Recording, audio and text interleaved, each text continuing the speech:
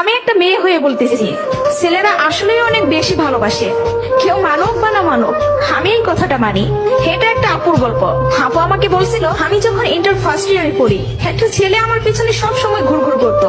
আমি যেখানেই যেতাম ও ঠিক আমার পিছনেই থাকতো। আমরা একই মহল্লাতে থাকতাম। সেই ছোটবেলা থেকে আমি ওকে দেখতেছি।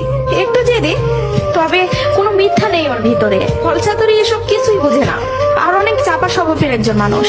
কষ্ট হলেও মুখ থেকে কোনো কথা বের করে না। ওই যে একটা কথা আছে না, মুখ ফাটে তো মুখ ফুটে না। এমনকি আমি যখন ওকে দাঁড় করাই বলতাম, কিছু বলবেন, ও বলতো না কিছু না। একদিন আমিও ওকে প্রপোজ করলাম আর বললাম, আপনাকে দিয়ে কিছু হবে না, আমি সারাটা জীবন আপনার সাথে থাকতে চাই, আপনার বউ হতে চাই আমি।